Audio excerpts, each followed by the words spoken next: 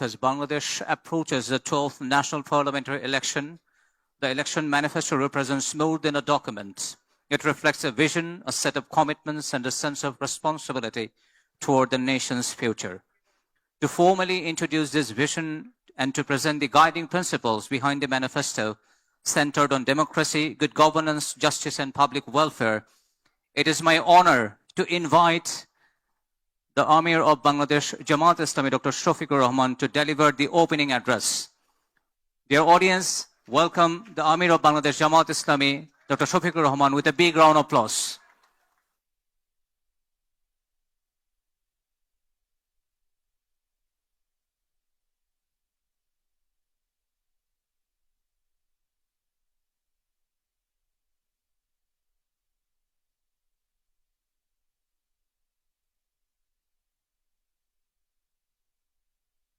সম্মানিত মিডিয়া কর্মী ভাইরা, আপনাদেরকে বিনয়ের সাথে অনুরোধ করছি, আপনাদের সকলের সহযোগিতা আমরা কামনা করছি। আপনাদের জন্য পেছনে একটি নির্ধারিত জায়গা আছে, আপনারা সেখান থেকেই আপনাদের কার্যক্রম সম্পাদন করুন। আমাদের আমির জামাতের বক্তব্য এখনই শুরু হচ্ছে। আসসালামু আলাইকুম ওয়া রাহমাতুল্লাহ and good evening to all. Alhamdulillahi rabbil alamin wassalatu wassalamu ala rasulihil karim wa ala alihi wa sahbihi wa ahli baiti ajma'in.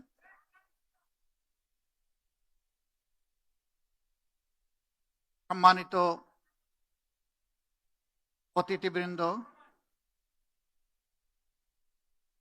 বিদেশি কূটনীতিকবৃন্দ, সম্মানিত সাংবাদিক বন্ধুগণ, বিশিষ্ট ব্যবসায়ীবৃন্দ, সুশীল সমাজের সদস্যবৃন্দ, বিভিন্ন শিক্ষা প্রতিষ্ঠানের সম্মানিত শিক্ষাবিদবৃন্দ, ভাই এবং বোনেরা, আজ আমি বিশাল এক দায়িত্বের ভার আমার কাঁধে নিয়ে আপনাদের সামনে দাঁড়িয়েছি। এ দায়িত্ব নিঃসন্দেহে বাংলাদেশ জামাতে ইসলামীর পক্ষ থেকে নয়,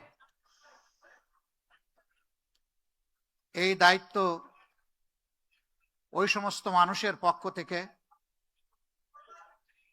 যারা স্বাধীনতার 54 বছরে তিলে তিলে স্বপ্নের জাল বুনেছিলেন যে তারা একটি সাম্য এবং ন্যায় ইনসাফের বাংলাদেশ পাবেন। তারা স্বপ্ন দেখেছিলেন শিশুরা জন্ম নেওয়ার পর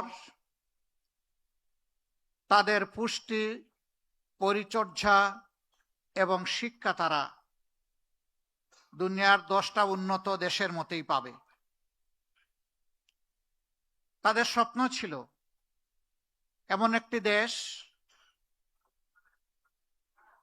যেখানে একজন মাঝি, সে যখন নৌকা নিয়ে নদীতে নামবে তখন সেখানে সে তার স্বপ্ন বাস্তবায়নের উপাদান খুঁজে পাবে। রাষ্ট্র তাকে সহযোগিতা করবে, সমাজ তাকে অভিনন্দিত করবে। স্বপ্ন ছিল একজন কৃষক সকাল থেকে সন্ধ্যা হাড় ভাঙা পরিশ্রম করবে দেশের মানুষের মুখে খাদ্য তুলে দেওয়ার জন্যে,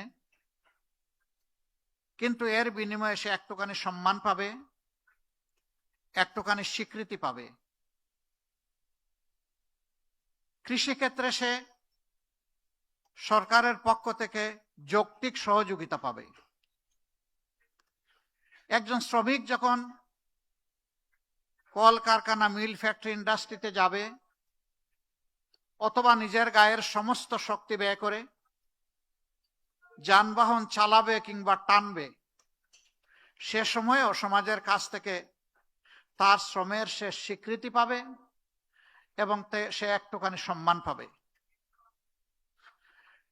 সে তার ঘর থেকে বের হওয়ার পর আবার ঘরে ফিরে আসবে নিরাপত্তার সাথে। একজন শিক্ষক যখন তিনি তার সন্তান তুল্য ছাত্রীদেরকে শিক্ষা দেবেন, তখন তিনি তার মেধা উজাড় করে তাদেরকে দিবেন, বিনিময়ে তিনি যেমনটা কল্পনা করেন আগামীর বাংলাদেশ, সেরকম তার শিক্ষার্থীরা নিজেদেরকে গড়ে তুলবে। যারা ছাত্রছাত্রী তারা চিন্তা করেছে, আমরা মায়ের পেট থেকে জন্ম নিয়েছি, মা যতটুকু পারেন আমাদেরকে শিক্ষা দিয়েছেন, বাকি শিক্ষার পূর্ণতা আমি আমার আপন আঙ্গিনা শিক্ষা প্রতিষ্ঠানে খুঁজে পাব।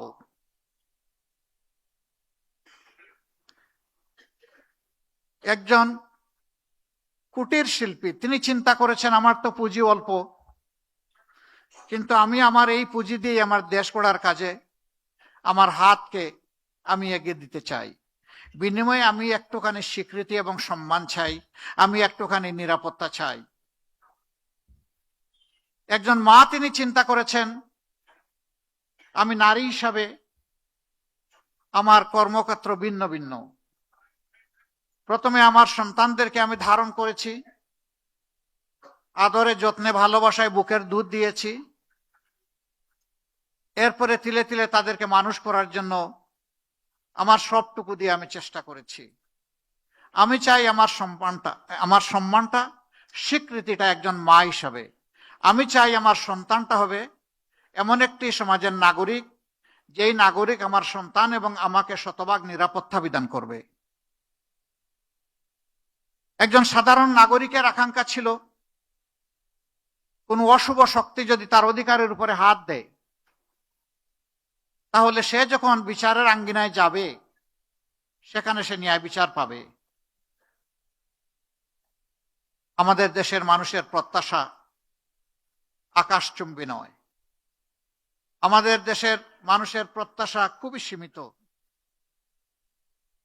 কিন্তু আমরা যদি নিজেদেরকে প্রশ্ন করি, সেই অধিকার, মর্যাদা এবং প্রত্যাশার জায়গাটা আমরা 54 বছরে তৈরি করতে পেরেছি কিনা, নিঃসন্দেহে স্বীকার করতে হবে আমরা পারিনি। আজকে ঘরে বাইরে কোথাও শান্তি নেই, সম্মান নেই, নিরাপত্তা নেই। আজকে চতুর্দিকে আমাদের শিক্ষিত যুবক যুবতীদের বেকারত্বের যন্ত্রণায় হাহাকার। কেন? এ দেশটা তো এমন হওয়ার কথা ছিল না। আসলেই কি আমাদের রিসোর্স বা সম্পদের অভাব, নাকি অন্য কিছু? সম্পদের অভাব আমি স্বীকার করি না। অভাব যদি সম্পদের হতো, তাহলে 15.5 বছরে আমাদের দেশ থেকে 28.5 লক্ষ কোটি টাকা বিদেশে পাচার হলো কিভাবে? এই পাচারকৃত অর্থই শুধু লুটপাটের অর্থ নয়, এর বাইরে অজানা অনেক অর্থ রয়ে গেছে। আমাদের সংকট, আমাদের সমস্যা, আমাদের অভাব হচ্ছে দায়বদ্ধতা, সততা, চরিত্র এবং দেশপ্রেমের। এই জায়গাটা যদি সঠিক থাকতো, তাহলে অবশ্যই আমি কে এটা চিন্তা করার আগে আমি ভাবতাম আমার দেশটা কোথায়। আমরা রাজনীতিতে বলে থাকি খুব চড়া গলায়, ব্যক্তির চেয়ে দল বড়, দলের চেয়ে দেশ বড়। বাট ইনফ্যাক্ট আমরা কি 54 বছরে তার স্বাক্ষর রাখতে পেরেছি? বরঞ্চ বিবেক দিয়ে, হৃদয় দিয়ে যদি চিন্তা করা যায়, তাহলে স্বীকার করতেই হবে আমরা জাস্ট স্লোগানের উল্টাটাই করেছি। আমার দেশের চেয়ে আমার দল বড়, দলের চেয়ে আমি বড়, এবং সেইটাই কর্মক্ষেত্রে বাস্তবে প্রমাণিত হয়েছে। এ বৈষম্য শুধু 54 বছরের বাংলাদেশে না, এর আগেও ছিল, তারও আগে ছিল। এই জন্য 47 থেকে এই জাতির স্বাধীনতার সূচনা, পরবর্তী পর্যায়ে বঞ্চনার হাত ধরে আবার 71, এরপরে আবার দফায় দফায় অনেক গণ অভ্যুত্থান, এবং শেষ পর্যন্ত এসে ঠেকেছে 24-এ।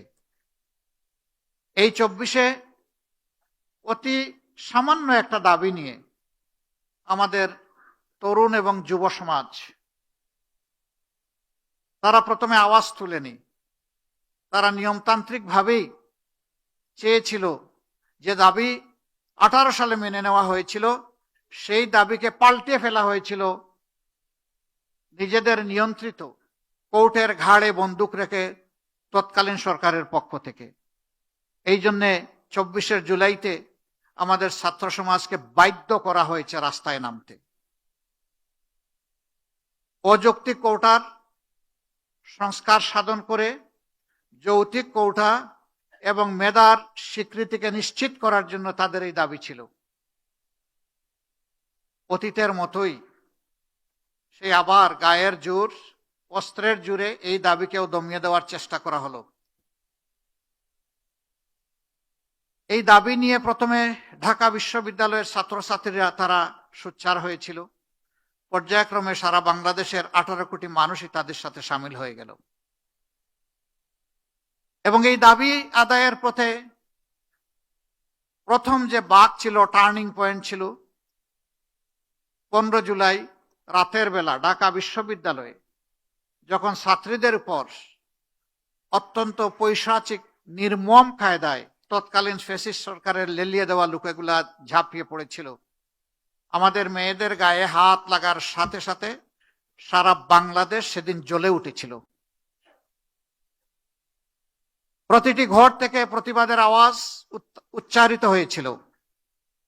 তার পরের দিনই এটাকেই সমর্থন জানিয়ে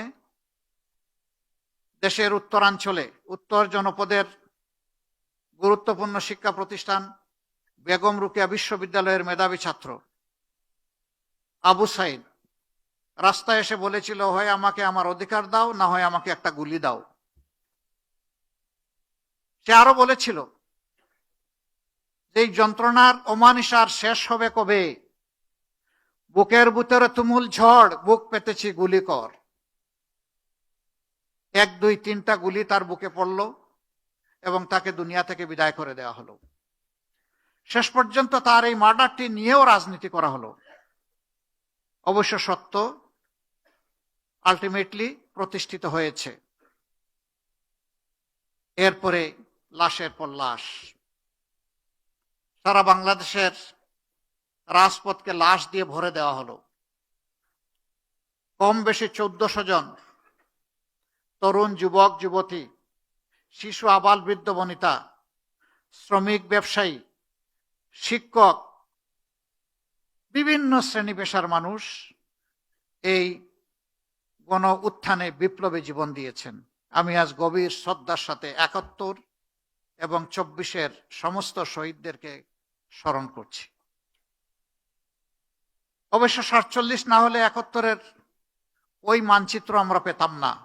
আবার 71 না হলে এই রাষ্ট্রকে মেরামত করার জন্য 24 আমরা পেতাম না। কাজেই প্রত্যেকটা একটা আটটার সাথে সম্পর্কিত। সম্মানিত সুধীমণ্ডলী,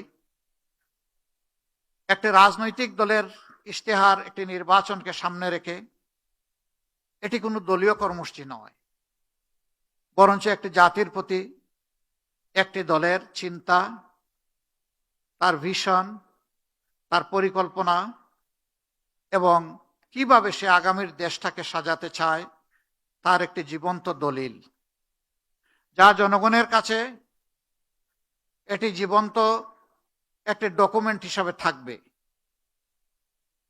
রাজনৈতিক দলগুলা যে ইশতেহার প্রকাশ করে থাকে, কার্যত সমাজের প্রতি এটি তাদের দায়বদ্ধতা এবং অঙ্গীকার।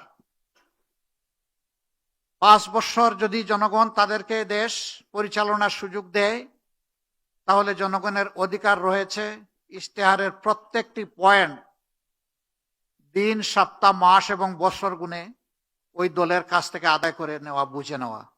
এটা জনগণের অধিকার। আমরা সেই অধিকারটাই তুলে দিতে আজকে এখানে দাঁড়িয়েছি। আমরা এমন একটা বাংলাদেশ গড়তে চাই যে বাংলাদেশের প্রত্যাশা, আমি বিভিন্ন শ্রেণী পেশার মানুষজন যাদের কথা বললাম তারা যেটা প্রত্যাশা করেন। দুঃখের বিষয়, আমরা 15.5 বছর তৎকালীন সকল বিরোধী দল, এদেশের সুশীল সমাজ, সাংবাদিক মহল, আলেম ওলামা কেউ নিপীড়নের হাত থেকে রক্ষা পাননি। আমরা মজলুম ছিলাম। কিন্তু 5 আগস্টের পর অনেকেই অতীতের স্মৃতি মনে হয় যেন আমরা ভুলে গেছি। আমরা যদি স্মরণ রাখতাম তাহলে জুলাই যোদ্ধাদেরকে আমরা কলিজার ভিতর থেকে আমরা তাদেরকে সম্মান করতাম, ভালোবাসতাম, তাদের আকাঙ্ক্ষাকে ধারণ করতাম, কনসিভ করতাম, আর তাদের আকাঙ্ক্ষা বাস্তবায়নে নিজেরা অঙ্গীকারবদ্ধ হয়ে এগিয়ে আসতাম। হ্যাঁ, কেউ এসেছি, কেউ আসতে পারেনি। কেউ এসেছি পরিচ্ছন্ন একটি বাংলাদেশ গড়ার অঙ্গীকার নিয়ে, নতুন একটি বাংলাদেশ গড়ার অঙ্গীকার নিয়ে। যে পথে বাংলাদেশ চলছে সেই পথ থেকে বাংলাদেশকে রাজপথে, রাজনীতির রাজপথে উঠানোর অঙ্গীকার নিয়ে। আবার এ সময়ের ভিতরেই কেউ কেউ নিজেদের ভাগ্য গড়ার জন্য লেগে গেছেন এবং নানাভাবে দেশের মানুষকে তারা কষ্ট দিচ্ছেন, যার সাক্ষী আপনারা সকল, যার সাক্ষী 18 কোটি মানুষ। আমরা বড় বিনয়ের সাথে তাদেরকে অনুরোধ করেছিলাম, আমরা ছিলাম মজলুম, আমরা যেন কোনো অবস্থাতে না হই জালিম। মজলুম তো মজলুমের দুঃখ বুঝবে, মজলুম জালিম হবে কেন? আমি জানি না আমাদের এই আবেদন সবাইকে আমরা বুঝাতে পেরেছি কিনা। আজকে আমি একজন আহত সৈনিক। গত কয়েকদিন ধরে দেখেছেন যে আমার উপর চতুর্দিক থেকে মিসাইল নিক্ষেপ করা হচ্ছে। আমি কোনো অ্যান্টি মিসাইল ইউজ করব না,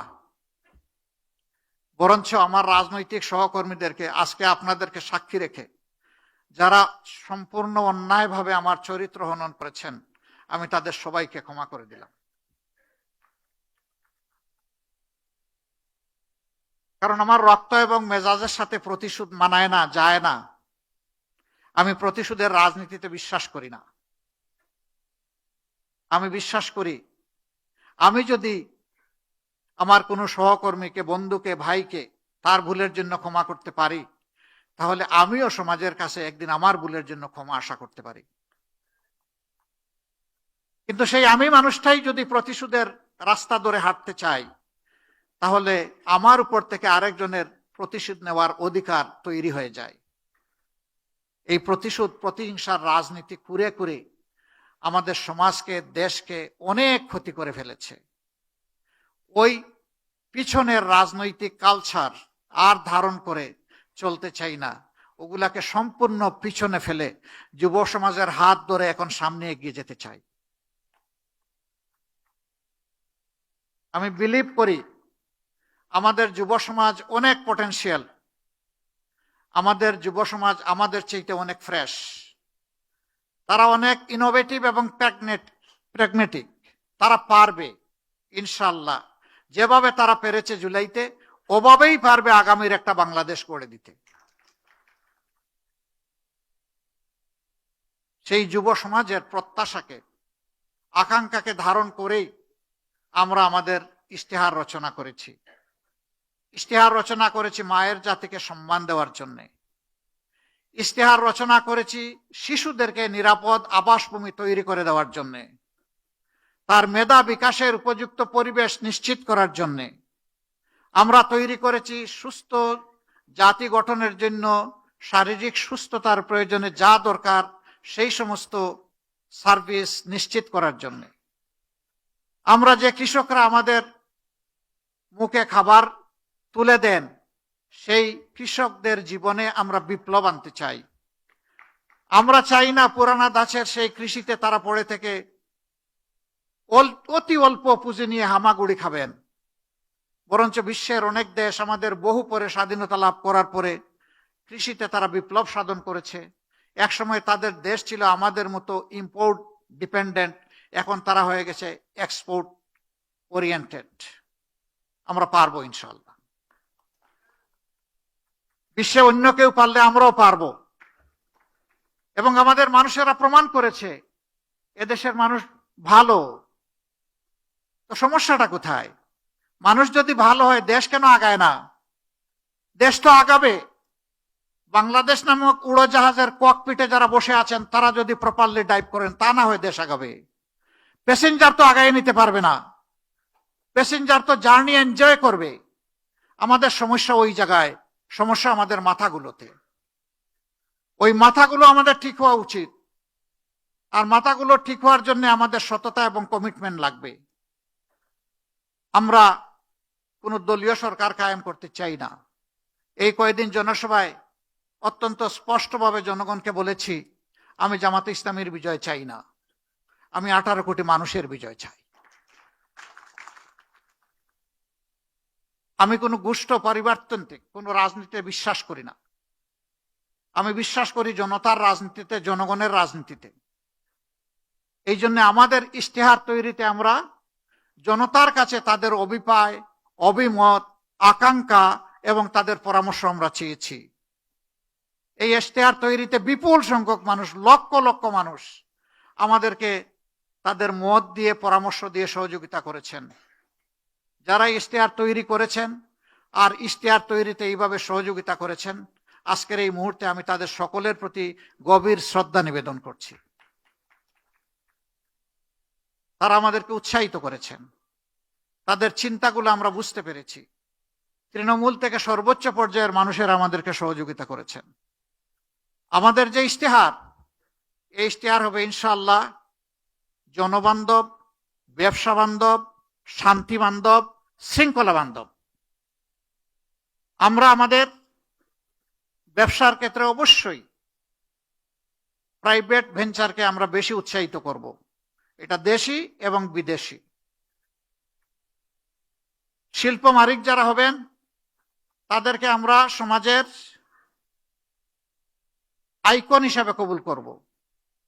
আর এই মালিকারা যারা লক্ষ লক্ষ শ্রমিককে চাকরি প্রোভাইড করেন, তারা কার্যত লক্ষ লক্ষ পরিবারের মুখে খাবার তুলে দেন। আমরা সেই শিল্পগুলোকে শিশুর মতো কুলে তুলে লালন করব ইনশাআল্লাহ। শিশুকে যদি আমরা আজকে ভালোভাবে পরিচর্যা করি, এই শিশু বড় হয়ে তখন আমাকে পরিচর্যা করবে। আমরা শিল্পকে এই কারণেই নিউবর্ন বেবির মতো আমরা নার্চার করব যে তারাই আগামীতে ইনশাআল্লাহ এই দেশটাকে সুন্দরভাবে গড়ে দিবেন, আমাদের যুবক যুবতীদের হাতে কাজ তুলে দেবেন। এই ক্ষেত্রে আমাদের পলিসি হবে মালিক পক্ষ এবং শ্রমিক পক্ষকে মুখামুখি করা নয়, বরঞ্চ সমন্বয় করে হাতে হাত ধরে বুঝানো। শিল্প বাঁচাতে হলে শ্রমিককে বাঁচাতে হবে, আর শ্রমিকদেরকে বুঝাতে হবে যে যদি শিল্প বাঁচে তাহলে তুমিও বাঁচবা। সুতরাং শিল্পকে নিজের সন্তানের মতো ধারণ করো। আর মালিকদেরকে আমরা অনুরোধ করব তারা যেন তাদের যারা শ্রম বিনিয়োগ করেন তাদেরকে যেন তাদের সন্তানের মতো ধারণ করেন। তারা একটুখানি সম্মান চায়, একটুখানি ভালোবাসা চায়, একটুখানি কর্ম পরিবেশ চায়। বিশেষ করে মহিলা শ্রমিক যারা থাকবেন, নারী শ্রমিক, তাদের জন্য কর্মঘণ্টার ব্যাপারে আমাদের একটা প্ল্যান আছে, আমরা বলেছি। পর্যায়ক্রমে সেটা ইনশাল্লাহ বাস্তবায়িত হবে। এটা যখন বললাম, কারো কারো কপালে চিন্তার ভাঁজ, আর কেউ কারো কারো উল্লাস যে এই একটা ভালো পয়েন্ট পেয়েছি, এবার আর একটা মিসাইল মেরে দিব জামাত ইসলামের উপর। হলো, দুটাই হলো। চিন্তার ভাঁজ যারা ব্যবসা এবং শিল্পের মালিক, তারা চিন্তা করেছেন 5 ঘন্টা কাজ করে যদি 8 ঘন্টার বেতন হয় তাইলে আমি পোষাবো কিভাবে? না, আপনি দিবেন কেন? তিনি যে কয়েক ঘন্টা এখানে শ্রম দিবেন সেই কয়েক ঘন্টার আপনি দিবেন, বাকিটা সরকারের দায়, সরকারকে দিতে হবে। মায়েরা সমাজ গড়ে দিবেন আর মায়েদেরকে এটুকু সম্মান আমরা দেখাবো না, এটা হতে পারে না। দুনিয়ার বহু দেশে এটা আছে। 6 ঘন্টা, 4 ঘন্টা, 5 ঘন্টা। অনেকে আওয়াজ তুললো, এমনিই নারীরা কর্মক্ষেত্রে সুযোগ পায় কম। এখন যখন নিয়োগকর্তা দেখবে যে তাদের কর্মঘণ্টা কম, তখন আর নিবেই না। কিন্তু তারা এটা চিন্তা করেননি। যখন একজন সন্তান সম্ভবা মা, এরপরে যখন তিনি সন্তানকে জন্ম দেন, তারা লালন পালন করেন, অনেক সময় 8 ঘন্টা কাজ করতে পারবেন না বলে পুরা চাকরিটাই ছেড়ে দেন। আমরা তো সেখানে তাদের জন্য সহজ করে দিচ্ছি, যাতে চাকরি তার ছাড়তে না হয়, ওটাও লেগে থাকবে, সন্তানও তার গায়ের সাথে জড়িয়ে থাকবে। এই দুইটার আমরা সমন্বয় ঘটাতে চাচ্ছি। 3 ঘন্টা বাকি যেটা থাকবে সেখানে কাজ থেমে থাকবে না। দুনিয়ার বহু দেশে আছে, পাবলিক অ্যান্ড প্রাইভেট, পিপিপি, সব জায়গায় পার্ট টাইম ওয়ার্কার নিয়োগ দেওয়া যায়। সেখানে মালিকরা দিবেন, আরো বেশি জব ক্রিয়েট হবে। কোনো মা এমন থাকতে পারেন যে তিনি 5 ঘন্টা পারবেন না, 3 ঘন্টা করবেন, তিনি ওই জায়গাটা ফিল আপ করবেন। এইভাবে যদি আমরা চিন্তা করি তাহলে তাদের কর্মের পরিবেশটা সহজ হয়। শুধু তাই নয়, এখানে শ্রম ঘন এলাকায় নারীদের জন্য অবশ্যই তাদের বাচ্চাদের, বেবিদের ডে কেয়ার সেন্টার থাকতে হবে। তবে হ্যাঁ, পর্যাপ্ত পরিমাণ নারীরা যেখানে কাজ করবেন সেখানেই কেবল এটা মেনটেন করা সম্ভব। সেটা যৌক্তিকতার ভিত্তিতে হবে। আমরা এও ডিক্লেয়ার করেছি 5 বছর পর্যন্ত বয়সী শিশু যারা আছেন তাদেরকে ইনশাআল্লাহ সরকার পূর্ণ দায়িত্ব নিয়ে তাদের স্বাস্থ্য সেবা সম্পূর্ণ ফ্রি নিশ্চিত করবে। সারা জীবন যারা দেশকে রাষ্ট্রকে দিয়ে গেছেন, অবসর জীবনে চলে গেছেন, এই রিটায়ারমেন্ট লাইফে একদিকে থাকে না টাকা কড়ি, অন্যদিকে বেড়ে যায় রোগ শোক, সেই সময়টা বড় কষ্টের। যিনি সারা জিন্দেগি রাষ্ট্রকে দিলেন, রাষ্ট্রের অবশ্যই তার প্রতি, সেই নাগরিকের প্রতি দায়িত্ব আছে। তিনি একজন কৃষক হতে পারেন অথবা উচ্চ পর্যায়ের একজন কর্মকর্তা হতে পারেন, কিন্তু এখন অবসরে, এই অবসরকালীন জীবনে যতদিন তারা বেঁচে থাকবেন রাষ্ট্র ইনশাল্লাহ তাদের পূর্ণ চিকিৎসার দায়িত্ব নেবে। মাঝখানের যে বয়সটা ক্রিয়েটিভ এজ, এখানে পার্টিসিপেটরি, কিছু দায়িত্ব নিবে রাষ্ট্র, কিছু নিবে ব্যক্তি, এইভাবে মিউচুয়ালি এটা আমরা ইনশাল্লাহ মেকআপ করব। এখনকার স্বাস্থ্য সেবার অবস্থা ভালো নেই, তাও রাজধানী টাউনে যেটুকু আছে মফস্বল টাউনে ওঠাও নেই। আমাদের অঙ্গীকার হচ্ছে 64 জেলার সব জায়গায় মেডিকেল কলেজ আমরা গড়ব ইনশাল্লাহ, এবং সেই মেডিকেল কলেজগুলা গড়ার মাধ্যমে আমরা স্কিল ম্যান পাওয়ার ডেভেলপ করব। তারপরে ওই জেলা কেন্দ্রে বিশেষায়িত সরকারি হাসপাতাল থাকবে, সেখানে সবার জন্য ফ্রি হয়তো হবে না, কিন্তু গলা কাটাও হবে না। চিকিৎসা নিতে গিয়ে গলায় কাটা ঢুকবে না, চিকিৎসা নিতে গিয়ে মন এবং শরীর দুইটাই কমফোর্ট ফিল করবে ইনশাআল্লাহ। সেরকম স্বাস্থ্য সেবা আমরা গড়ে তুলতে চাই। শিক্ষার ক্ষেত্রে আমাদের অঙ্গীকার আরো স্পষ্ট। আমাদের বর্তমান শিক্ষা ব্যবস্থা হচ্ছে সার্টিফিকেট প্রোডাকশনের শিক্ষা ব্যবস্থা। আমরা এই শিক্ষাকে আমূল পরিবর্তন করতে চাই। আমাদের বিদেশি বন্ধু যারা আছেন, উন্নত শিক্ষা তারা তাদের দেশে নিশ্চিত করেছেন, আমরা তাদের সাথে বসবো। আমরা শিক্ষার দুইটা গুণগত পরিবর্তন আনতে চাই। একটা পরিবর্তনের মাধ্যমে প্রতি শিক্ষার্থীকে এই ইমপ্রেশন দেওয়া, ধারণা দেওয়া যে এটি তোমার দেশ, তুমি এই দেশ থেকে আলাদা কেউ নও, আর এই পর্যায়ে তোমার আসতে দেশের সমস্ত মানুষের অবদান আছে তোমার পিছনে, অতএব তোমার দায়িত্ব আছে। তুমি যখন শিক্ষিত হয়ে গুণী হয়ে যখন তুমি কিছু করার বয়সে পৌঁছবা, তখন এই জাতির ঋণ তোমাকে পরিশোধ করতে হবে। শিক্ষার মাধ্যমে এই মোরাল লেসনটা আমাদের শিক্ষার্থীদের মাধ্যমে আমরা দেওয়ার চেষ্টা করব। এরকম শিক্ষার্থী যারা আসে, আমি নিশ্চিত তারা তাদের দেশকে অবশ্যই ভালোবাসবে। তারা স্বার্থপর, আত্মকেন্দ্রিক, সংকীর্ণ মনে হবে না। তারা উদার, দূরদৃষ্টি সম্পন্ন হবে, সবাইকে সম্মান করতে শিখবে, সবার হক তাদেরকে দেওয়ার জন্য সে তার সবটুকু উজাড় করে চেষ্টা করবে। এর সাথে আমরা প্রফেশনাল এডুকেশন, যেই এডুকেশন বেকার তৈরি করবে না, বরঞ্চ যেই এডুকেশন প্রত্যেকটি ক্ষেত্রে দক্ষ জনবল তৈরি করবে, এটা ক্লাস 6 থেকেই ক্রমান্বয়ে এই প্রফেশনাল এডুকেশনটা শুরু হবে। এই এডুকেশন যদি আমরা দিতে পারি, আমরা দুই দিক থেকে লাভবান হব। দেশের বুকে আমাদের এই দক্ষ জনবল আমাদেরকে দেশটা সুন্দর করে গড়ে দেবে। বিদেশে যদি যায়, সে মোর আর্নিং করবে, বেটার পজিশনে থাকবে, তার রিমিটেন্স আসবে দেশে অনেক বেশি। আমরা অবশ্য দুটা রিমিটেন্স চাই। একটা হচ্ছে ফিনান্সিয়াল রিমিটেন্স, যেটা আমাদের ফরেন বিজনেসের চাকা ঘোরানোর জন্য দরকার। এটা দুইভাবে আসে ফরেন ইয়েটা, একটা হচ্ছে আমাদের এক্সপোর্ট বিজনেসের মাধ্যমে, আর একটা হলো আমাদের প্রবাসী যোদ্ধাদের মাধ্যমে, যাদেরকে আমরা রিমিটেন্স যোদ্ধা বলি। কিন্তু ওই পর্যন্তই, একটা শব্দ তাদের জন্য বলে দিয়েছি রিমিটেন্স যোদ্ধা, কিন্তু বীরের যে সম্মান এই জাতি তাদেরকে এখনো দিতে পারে নাই। পরিবারকে, দেশকে সাপোর্ট দিতে গিয়ে বিদেশের মাটিতে যখন মারা যায়, তখন তার লাশ নিয়ে টানাটানি হয়। এই লাশটা কে দেশে আনবে? এটি লজ্জার। আমি তাকে বীর বলবো, কিন্তু তার লাশটা রাষ্ট্র সম্মান দিয়ে দেশে আনবে না, এটা হতে পারে না। আমাদের অঙ্গীকার ইনশাআল্লাহ, আমরা দোয়া করি সবাই বিদেশে গিয়ে সুস্থ থাকুক, সুস্থ হালতে তারা আবার ফিরে আসুক, কিন্তু কেউ যদি বিদেশের মাটিতে ইন্তেকাল করে, তার লাশ রাষ্ট্রীয় দায়িত্বে সম্মানের সাথে বিনা পয়সায় দেশে আনা হবে ইনশাআল্লাহ।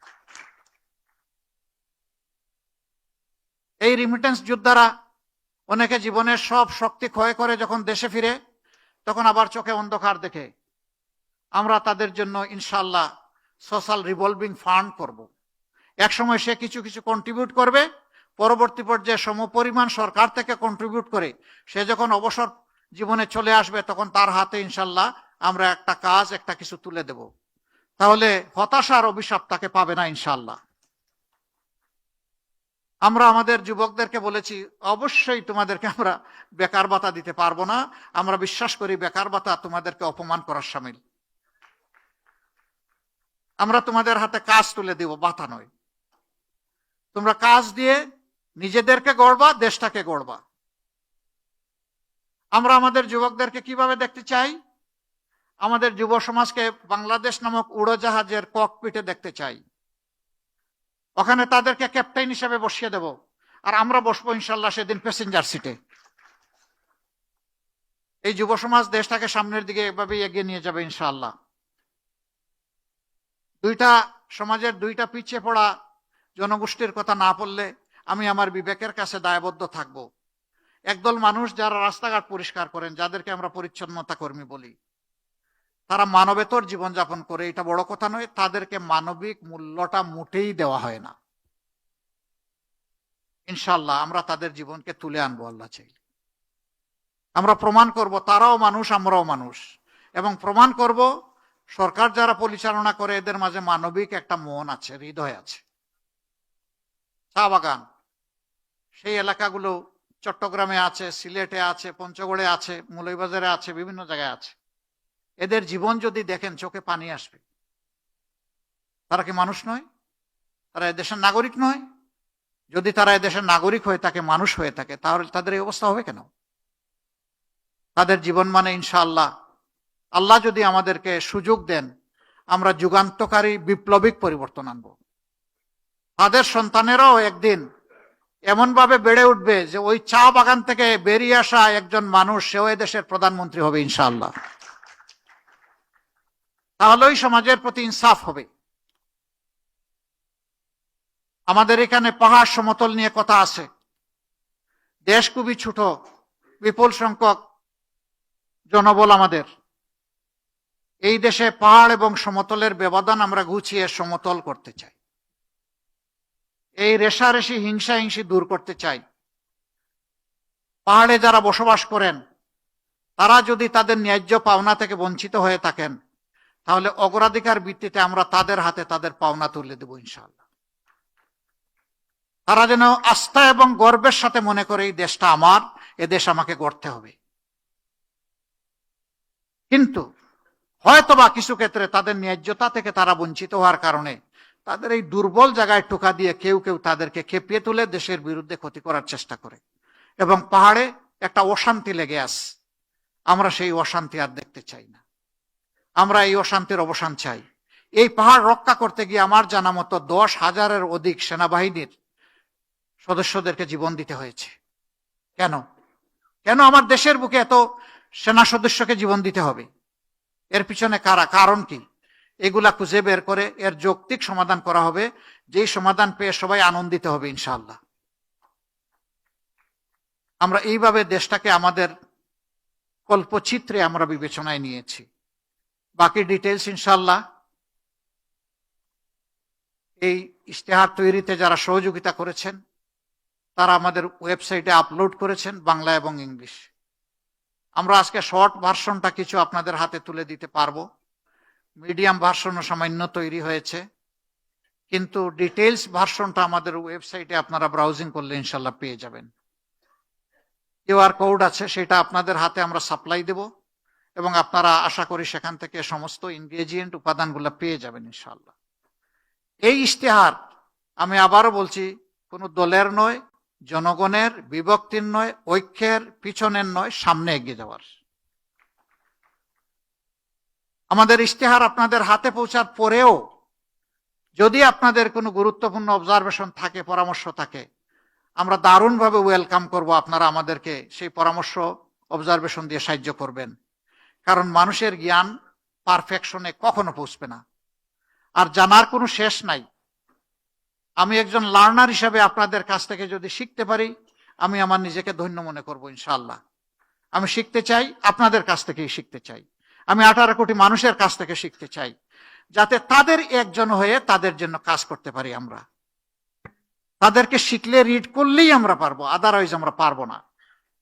আজকে যারা মূল্যবান সময় ব্যয় করে এখানে এসেছেন, আমাদেরকে আপনারা উৎসাহিত করেছেন, আমি আমার এবং প্রিয় সংগঠনের পক্ষ থেকে আপনাদেরকে একদম হৃদয় উজাড় করা অভিনন্দন, ধন্যবাদ এবং কৃতজ্ঞতা জানাচ্ছি। আমরা একসাথে চলবো। আমাদের স্লোগান, চলো একসাথে গড়ি বাংলাদেশ। আল্লাহ সবাইকে ভালো রাখুন। ভাই বোনেরা যারা এসেছেন, আল্লাহ সকলের মর্যাদা বৃদ্ধি করে দিন এবং সবাই মিলে ইনশাআল্লাহ আমরা আগামীর বাংলাদেশ গড়ব। আসসালামু আলাইকুম, গুড ইভিনিং এগেইন। ধন্যবাদ আমির জামাত। একটু স্টেজে অবস্থান করবার জন্য অনুরোধ করছি। সম্মানিত অতিথিবৃন্দ, এই পর্যায়ে আমরা স্টেজে আসবার জন্য বিনীতভাবে অনুরোধ করছি বাংলাদেশ জামাত ইসলামের সম্মানিত সেক্রেটারি জেনারেল মিয়া গোলাম পরোয়ার সাহেবকে। এ পর্যায়ে বাংলাদেশ জামাত ইসলামের নির্বাচনী ইশতেহারের মোড়ক উন্মোচন করছেন বাংলাদেশ জামাত ইসলামের সম্মানিত আমির ডক্টর শফিকুর রহমান এবং সাথে অংশগ্রহণ করছেন বাংলাদেশ জামাত ইসলামের সম্মানিত secretary general Mia Golam Parwar. We would like to respectfully request Amir of Bangladesh Jamaat Islami to formally unveil the National Election Manifesto. সম্মানিত মিডিয়া কর্মী ভাইরা,